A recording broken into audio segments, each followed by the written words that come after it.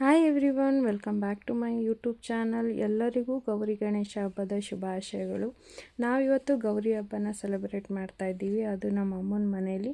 So ಇಲ್ಲಿ ನಮ್ಮ ಹಾಸನ ಭಾಗದಲ್ಲಿ ಗೌರಿ ಹಬ್ಬನ ಹೇಗೆ ಸೆಲೆಬ್ರೇಟ್ ಮಾಡ್ತಾರೆ ಅಂದರೆ, ಕೆಲವರು ಹಿರಿಯವರಿಗೆ ಎಡೆ ಕೂಡ ಇಡ್ತಾರೆ, ನಮ್ಮ ಮನೇಲಿ ಇಡ್ತಾರೆ. ಅದಾದಮೇಲೆ ಗೌರಿ ಪೂಜೆನ ನಾವು ಗೌರಿ ವಿಗ್ರಹ ಎಲ್ಲ ಇಟ್ಬಿಟ್ಟು ಪೂಜೆ ಮಾಡಲ್ಲ, ಮಾಮೂಲಿ ಪೂಜೆ ಮಾಡ್ತೀವಿ. ದೇವ್ರ ಮನೆಯಲ್ಲಿ ಕಲಶ ಸ್ಥಾಪನೆ ಮಾಡಿಬಿಟ್ಟು ನಾವು ಗೌರಿ ಪೂಜೆನ ದನ ಕರುಗಳನ್ನ ಮನೆ ಒಳಗಡೆ ಕರ್ಕೊಬಂದು ಪೂಜೆ ಮಾಡ್ತೀವಿ. ನೋಡಿ, ನಮ್ಮಮ್ಮ, ದೊಡ್ಡಮ್ಮ, ಅಪ್ಪ ಎಲ್ಲ ಪ್ರಿಪೇರ್ ಮಾಡ್ತಿದ್ದಾರೆ.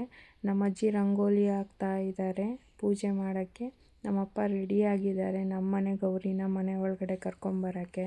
ಆ ಗೋಣಿ ಚೀಲ ಏನಕ್ಕೆ ಹಾಕಿದ್ದೀವಿ ಅಂತ ಯೋಚನೆ ಮಾಡ್ತಿರ್ಬೋದು, ಯಾಕೆಂದರೆ ನಮ್ಮನೆ ಟೈಲ್ಸ್ನೆಲ್ಲ ಆಗಿರೋದ್ರಿಂದ ಗೌರಿ ಜಾರುತ್ತೆ ಅಂತ ನಾವೇನು ಮಾಡಿದ್ದೀವಿ ಅಂದರೆ ಗೋಣಿ ಚೀಲ ಅಥವಾ ಸೀರೆ, ಕೆಲವರು ಸೀರೆ, ಕಾಟನ್ ಸೀರೆಗಳನ್ನ ಹಾಸ್ತಾರೆ, ಯಾಕೆಂದರೆ ಜಾರಬಾರ್ದು ಅಂತ. ನಮ್ಮಮ್ಮ ಒಳಗಡೆಯಿಂದ ಪ್ರಸಾದನ ತರ್ತಾ ಇದ್ದಾರೆ ಗೌರಿಗೆ ತಿನ್ನೋದಕ್ಕೆ.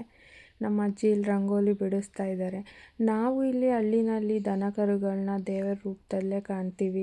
ನಾವು ಪ್ರತಿ ವರ್ಷ ಗೌರಿ ಪೂಜೆನ ಸಂಜೆ ಟೈಮಲ್ಲಿ ಮಾಡ್ತೀವಿ, ಯಾಕೆಂದರೆ ಸಂಜೆ ಟೈಮಲ್ಲಿ ಲಕ್ಷ್ಮಿ ಮನೆಗೆ ಬರ್ತಾಳೆ ಅನ್ನೋದು ನಮ್ಮೆಲ್ಲರ ನಂಬಿಕೆ.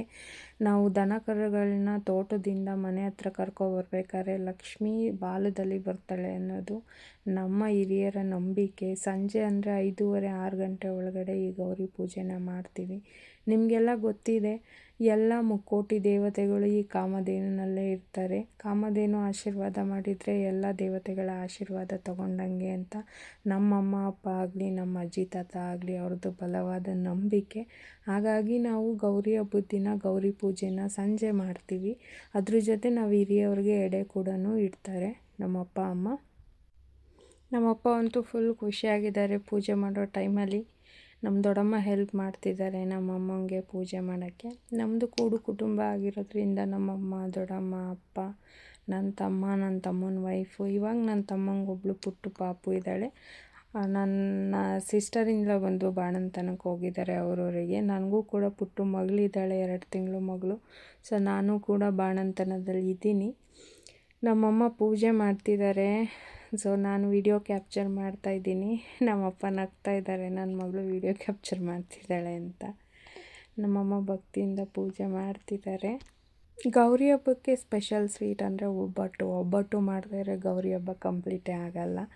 ಸೊ ನಮ್ಮಮ್ಮನೂ ಕೂಡ ಒಬ್ಬಟ್ಟು ಮಾಡಿದ್ದಾರೆ ನೈವೇದ್ಯಕ್ಕೆ. ಅದನ್ನೇ ಕೂಡ ಕಾಮಧೇನುಗೆ ಅರ್ಪಿಸ್ತಿದ್ದಾರೆ, ನಮ್ಮನೆ ಗೌರಿಗೆ ಅರ್ಪಿಸ್ತಿದ್ದಾರೆ. ಪ್ರತಿಯೊಂದು ಹಬ್ಬದಲ್ಲೂ ಒಂದು ಸಂಸ್ಕೃತಿ ಇರುತ್ತೆ, ಒಂದು ವೈಶಿಷ್ಟ್ಯತೆ ಇರುತ್ತೆ, ಒಂದು ಹಿನ್ನೆಲೆ ಇರುತ್ತೆ. ನಮ್ಮ ಪೂರ್ವಜರು ಏನು ನಡೆಸ್ಕೊಂಡು ಬಂದಿರ್ತಾರೆ ಅದನ್ನು ಕೂಡ ನಮ್ಮ ಅಪ್ಪ ಅಮ್ಮ ನಡೆಸ್ಕೊಬರ್ತಾರೆ. ತದನಂತರ ನಾವು ನಡೆಸ್ಕೊಂಡು ಹೋಗ್ತೀವಿ. ಇದು ನಮ್ಮ ಸಂಸ್ಕೃತಿ, ನಮ್ಮ ಹೆಮ್ಮೆ. ಯಾವುದೇ ಹಬ್ಬಗಳನ್ನು ಕೂಡ ಆಚರಿಸೋದನ್ನ ಮಿಸ್ ಮಾಡಬಾರ್ದು ಅನ್ನೋದು ನಮ್ಮ ನಂಬಿಕೆ. ಯಾಕೆಂದರೆ ನಾವು ಹೇಗಿರ್ತೀವೋ ಹಾಗೆ ನಮ್ಮ ಮಕ್ಕಳು ಕೂಡ ಕಲಿತಾರೆ. ಹಬ್ಬಗಳಿಂದ ಮನೆಯಲ್ಲಿ ಖುಷಿ, ಸಂತೋಷ ತುಂಬಿರುತ್ತೆ. ನನ್ನ ತಮ್ಮನೂ ವರ್ಕಿಂಗ್ ಇರೋದ್ರಿಂದ, ನಾನು ವರ್ಕಿಂಗ್ ಇರೋದ್ರಿಂದ ಹಬ್ಬಗಳಿಗೆ ಪ್ರತಿ ವರ್ಷ ಸೇರ್ತೀವಿ. ಯಾಕಂದರೆ ನಮ್ಮ ಬ್ಯುಸಿ ಲೈಫ್ನಲ್ಲಿ ನಾವು ಊರಿಗೆ ಬರೋದೇ ಕಡಿಮೆ ಆಗಿಬಿಟ್ಟಿದೆ. ಅಪ್ಪ ಅಮ್ಮ ನಮಗೋಸ್ಕರ ಕಾಯ್ತಾ ಇರ್ತಾರೆ. ಅದಕ್ಕೋಸ್ಕರ ನಾವು ಯಾವ ಹಬ್ಬಗಳನ್ನೂ ಮಿಸ್ ಮಾಡಲ್ಲ. ಹಬ್ಬಗಳಿಗೆ ಬಂದು ಹಬ್ಬನ ಆಚರಿಸಿ ಎಲ್ಲರೂ ಕೂತು ಊಟ ಮಾಡೋದಿದೆಯಲ್ಲ ಒಟ್ಟಿಗೆ, ಅದಕ್ಕಿಂತ ಖುಷಿ ಮತ್ತೊಂದಿರಲ್ಲ. ಈ ವರ್ಷ ನಮ್ಮ ಮನೆಗೆ 2 ಗೌರಿ ಬಂದಿದ್ದಾರೆ, ನನ್ನ ತಮ್ಮನ ಮಗಳು ಮತ್ತು ನನ್ನ ಮಗಳು. ನೆಕ್ಸ್ಟ್ ವರ್ಷ ಅವ್ರ ಜೊತೆ ಹಬ್ಬ ಸೆಲೆಬ್ರೇಟ್ ಮಾಡ್ತೀವಿ. ಅದು ತುಂಬ ಖುಷಿ ಇದೆ ಮನಸ್ಸಲ್ಲಿ.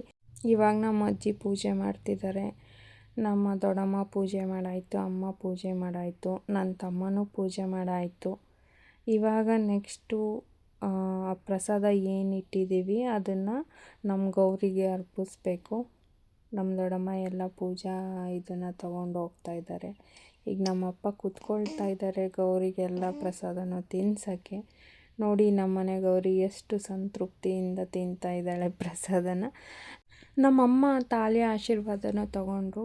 ಅಮ್ಮ ತಾಳಿನ ನಮ್ಮ ಗೌರಿ ಪಾದಕ್ಕೆ ಮುಟ್ಟಿಸಿ ಆಶೀರ್ವಾದ ತಗೊಂಡ್ರು. ಅದರ ಅರ್ಥ ಏನು ಅಂದರೆ, ಮುಕ್ಕೋಟಿ ದೇವತೆಗಳ ಆಶೀರ್ವಾದ ಕೂಡ ನಮ್ಮಮ್ಮಂಗೆ ಸಿಕ್ತು ಅನ್ನೋದು. ಆಮೇಲೆ ನಮ್ಮ ಗೌರಿ ತಿಂದುಬಿಟ್ಟಿರೋ ಪ್ರಸಾದ ಕೂಡ ನಾವೆಲ್ಲ ತಿಂದ್ವಿ. ಫೈನಲಿ ಹಬ್ಬದ ಊಟ.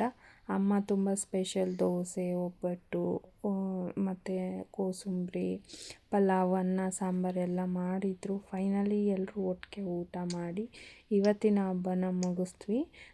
ನಮ್ಮ ಸಂಸ್ಕೃತಿ, ನಮ್ಮ ಹೆಮ್ಮೆ. Thank you for watching my beautiful video. Keep watching my videos, subscribe my channel.